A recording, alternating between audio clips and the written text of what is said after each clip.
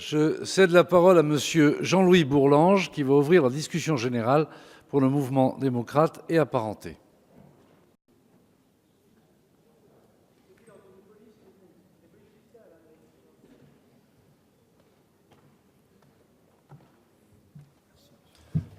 Chers collègues.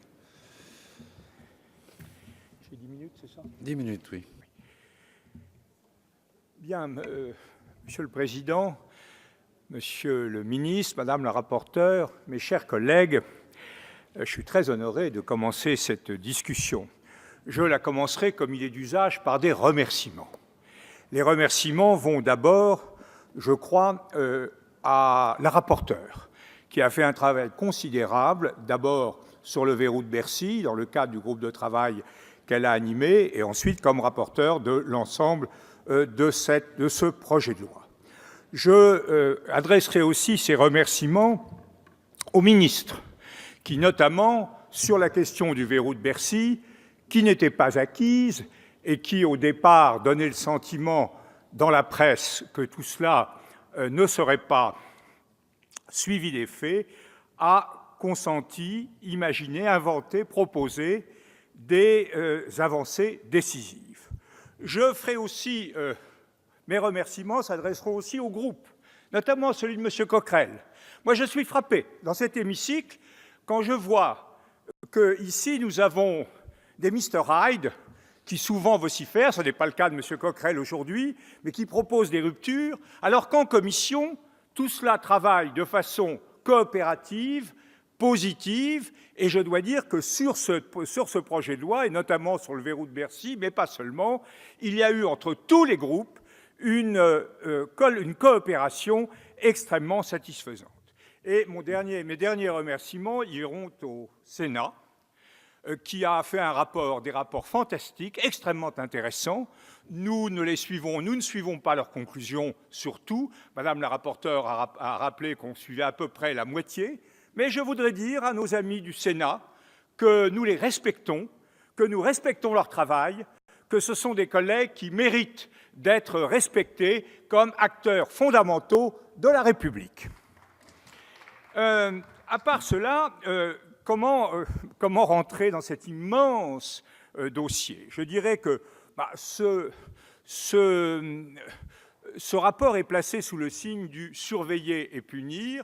On informe mieux, on punit davantage et on examinera dans le détail l'ensemble des dispositions qui visent à atteindre cet objectif. Mais ce qu'il faut relever, c'est que pour l'essentiel, le but, c'est d'améliorer la coopération entre les institutions, la coopération entre les services administratifs, notamment entre l'autorité judiciaire et l'administration fiscale, et que ceci doit être tout à fait salué et reconnu. Il y a là une démarche qui est une démarche positive, coopérative, qui est également avec les contribuables, et je ne m'associe pas du tout à ce qu'a dit M. Coquerel sur le plaider coupable. Je crois que c'est une très bonne chose que d'arriver à des accords à l'amiable pour revenir sur la voie de la légalité. Les choses essentielles que nous avons à examiner, c'est d'abord la police fiscale. La police fiscale, nous sommes partagés entre deux tentations. La tentation de la redondance, qui a été dénoncée et par le Conseil d'État et par le Sénat, deux administrations, deux services parallèles, une menace de guerre des polices, une absence de coopération. Et de l'autre, la tentation de la proximité et de l'émulation. Nous avons beaucoup hésité sur cette question et nous ne sommes pas sûrs de toucher au but quand nous nous éloignons de la position du Sénat. Mais nous faisons confiance au gouvernement qui nous a donné des garanties, notamment le fait qu'il n'y aurait pas concurrence des services mais répartition de leurs tâches, et que tout ceci se ferait sous l'autorité des magistrats et pas sous l'autorité des services. Enfin, en tout cas, Monsieur le Ministre, c'est quelque chose sur lequel nous allons être très vigilants, très attentifs, et nous savons que vous le serez aussi, mais il faudra, sur ce point-là, étudier précisément l'impact des dispositions que nous aurons votées. Je dirais que le gros morceau, c'est quand même le verrou de Bercy. Le verrou de Bercy, c'est quelque chose qui, à nos yeux, est très intéressant parce que c'est un jeu à somme entièrement positive. En réalité, c'est une triple libération qui nous est proposée. Une libération de l'autorité judiciaire qui échappe à ce qu'elle pouvait ressentir depuis 1920, car c'est une vieille affaire, comme une tutelle, alors même que ce n'en est pas une, mais là, elle trouve la garantie que les affaires dont elle aurait à connaître lui seront transmises sans aucun blocage de caractère administratif. Libération du Parlement, qui est pleinement responsable des critères qui permettent effectivement de multiplier la saisine de l'autorité judiciaire, et même libération de l'administration fiscale, qui, indépendamment de ces critères, pourra, quand elle le sent nécessaire, déférer par le canal de ce qui restera la compétence de la Commission, déférer des affaires à l'autorité judiciaire. Donc je crois que tout cela est très bien. Nous n'avons pas suivi, alors sur le reste, nous n'avons pas suivi le Sénat sur l'examen préjudiciel en urgence par le juge de l'impôt en préalable à l'action publique. Pourquoi ? Parce que, comme dirait Bonaparte, il vaut mieux avoir un mauvais général que deux bons, et que deux juges, un juge de l'impôt et un juge judiciaire qui se marchent sur les pieds, c'est très mauvais. Nous n'avons pas non plus estimé que ça serait favorable à une bonne gestion des délais. Enfin, c'est une remarque annexe. Autre remarque, là, les fraudes à la TVA. Là, nous n'avons pas suivi le Sénat, tout en reconnaissant la grande qualité des propositions qui étaient faites. Pour une raison simple, c'est que si nous l'avions fait, nous serions arrivés à la fois trop tôt, trop tard et trop tôt.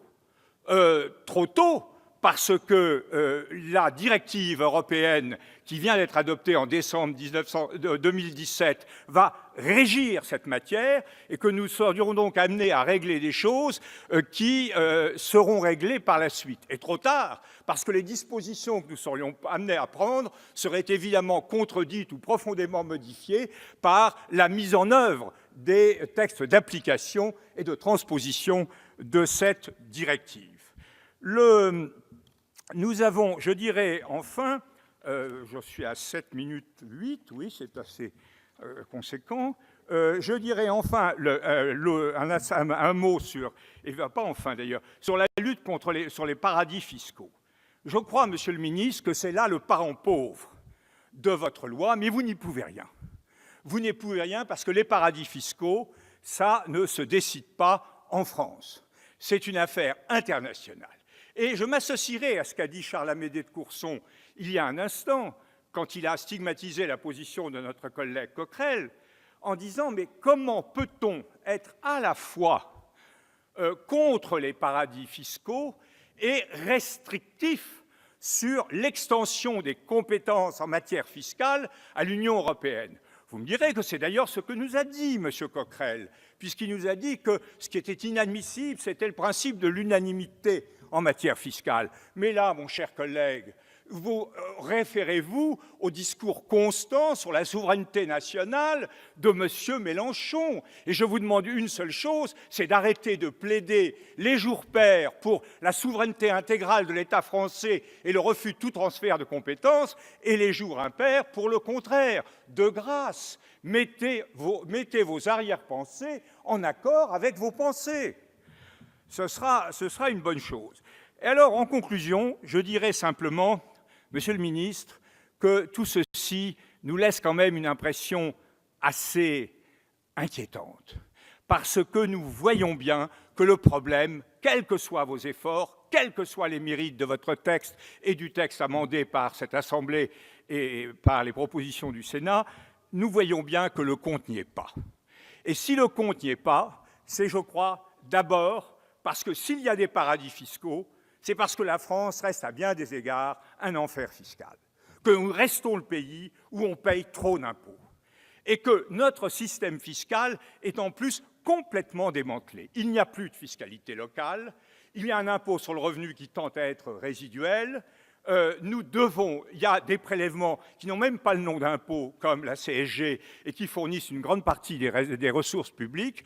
Vous devez repenser en profondeur le système de prélèvement, combiner la proportionnalité vers laquelle on va avec de nouveaux modes de progressivité, comme par exemple un complément de revenu universel sur lequel vous devriez vous pencher si vous voulez vraiment renouveler la matière. Enfin, il y a la maîtrise des dépenses publiques. Vous devez maîtriser les dépenses publiques, nous ne voyons pas que vous le fassiez. Et pour terminer, il y a l'Europe. Mes chers collègues, arrêtez d'être anti-européens un jour et pro-européens le lendemain. Tout ce dont nous débattons ne peut être résolu que par un supplément d'Europe, sachez-le, au moment d'aborder la grande échéance de l'élection européenne. Je vous remercie. Merci, Monsieur Bourlanges.